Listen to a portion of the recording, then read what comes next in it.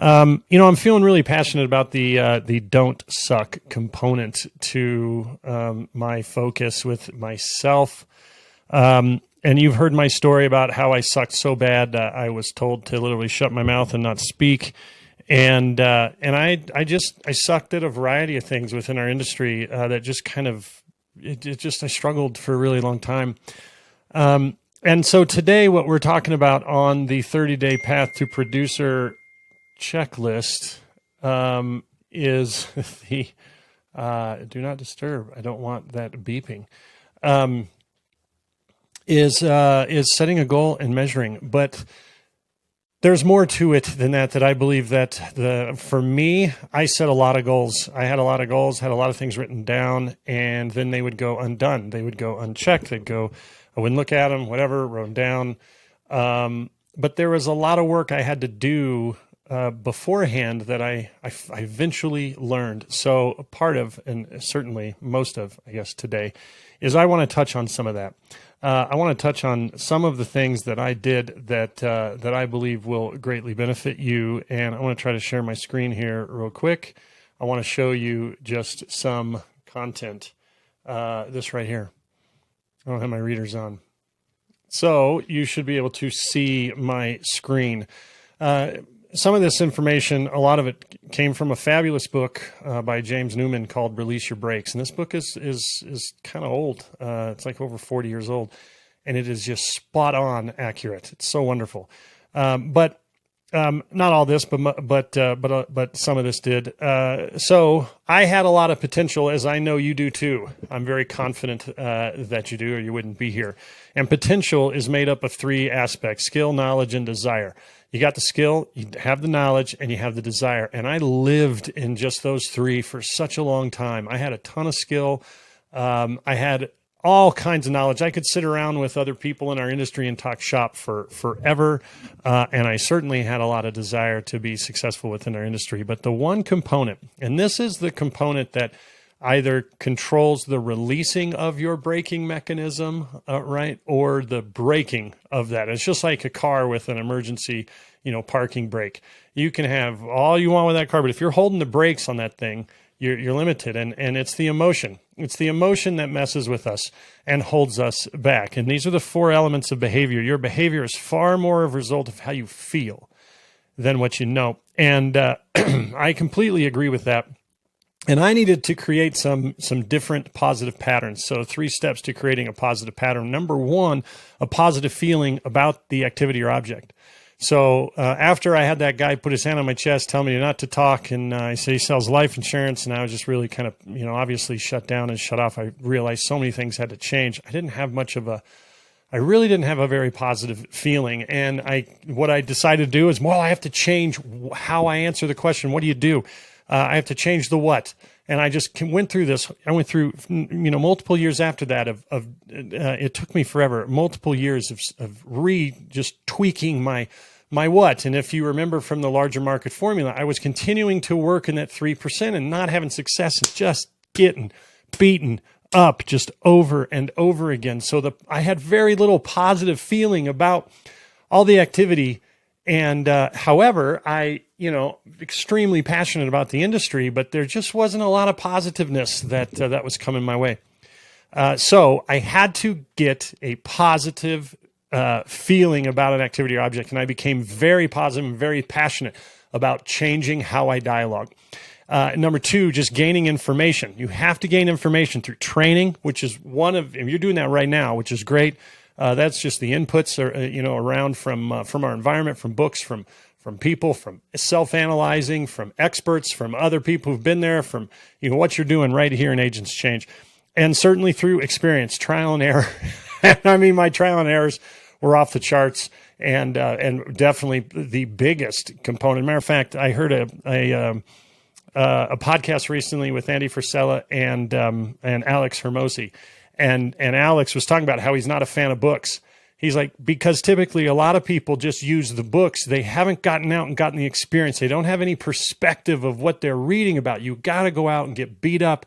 And then anything that you're reading that is involved with that, you have something to base it off of, and it resonates. You can go, yeah, that's right. That fits. And man, that was just my life within our industry. I had so much experience in just the trial and error and the failing and falling and getting a little bit of success to keep me in it, of course. And so I had a ton of experience from that.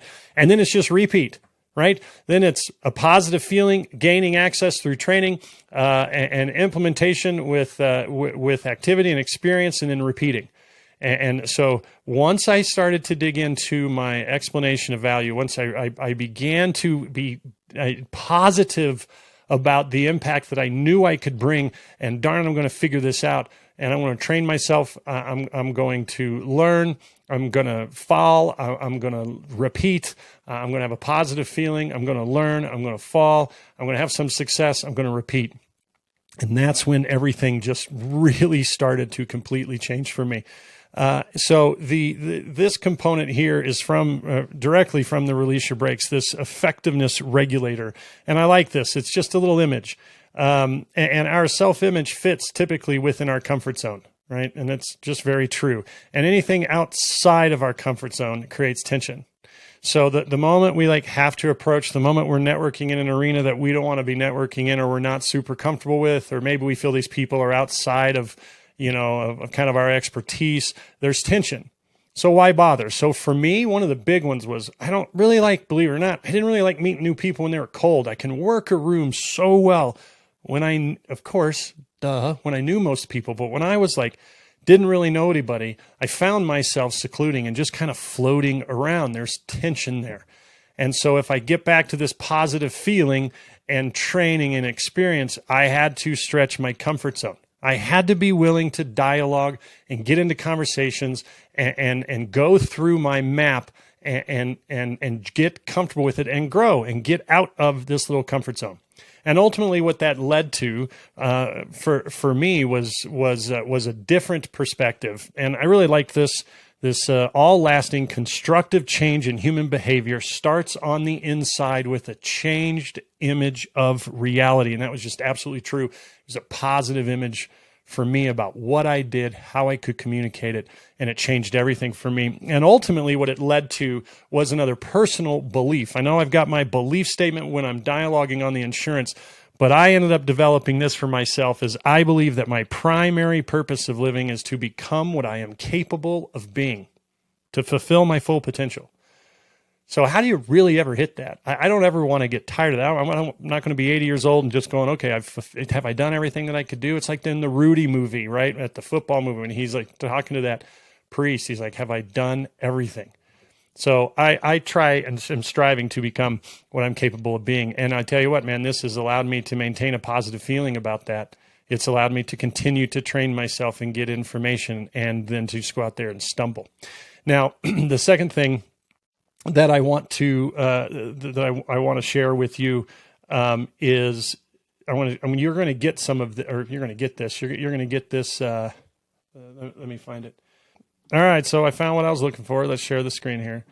You're going to get a blank one of these, and I want to show you an example of mine. So I broke this down into 4 categories: my body, my being, my balance, and my business. So my body being, what are some of the things I'm needing to change my attitude about and have a positive emotion about my body, about my being, my relationship with God, my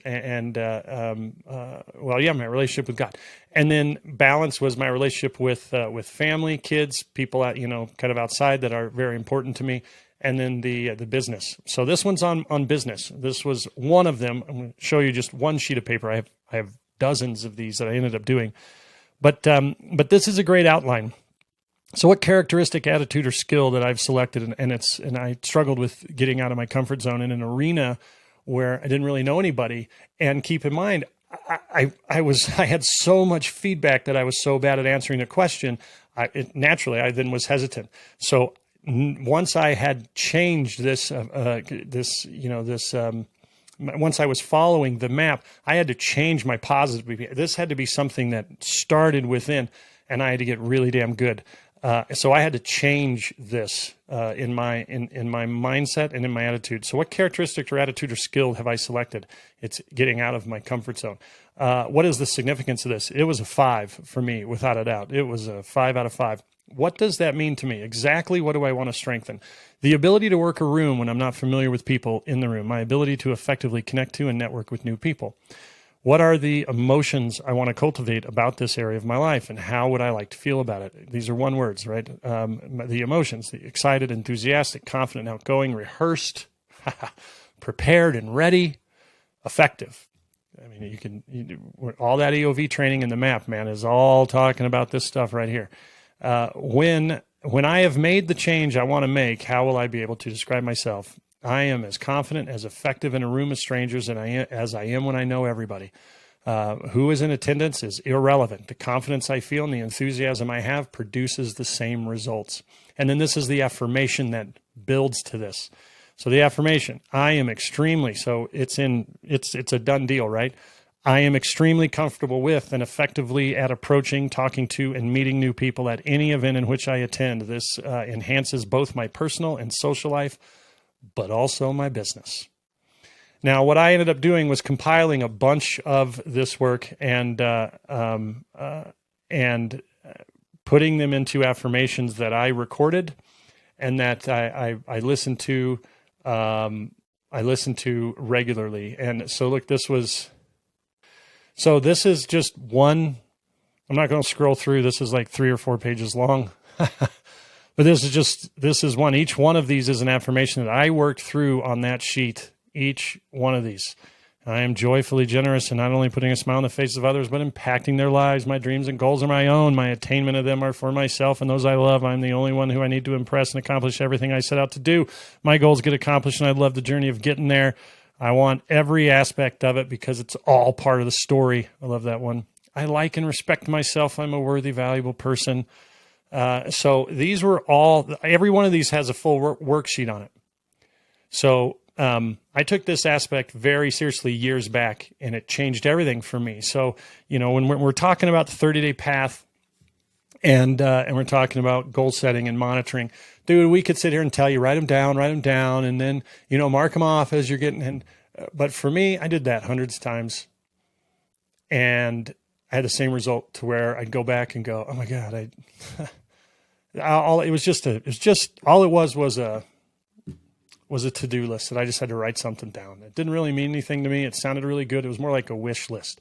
But when I learned about this, when I learned that it's the positive emotion that I need to tweak, I love those three. I love those 3 steps of having a positive attitude about it, then the training, and then the exercise, and then repeating it. That's all I had to do. So how do I get a positive attitude about being in the room? And then what do I have to do about it? I got to train on it, and then I got to do it, and then I got to repeat it. And it's just constant cycle of being positive. So I want to get you these sheets. I strongly recommend that you dig in and you use them. Start building out your goals. Start working on these positive patterns. That's it.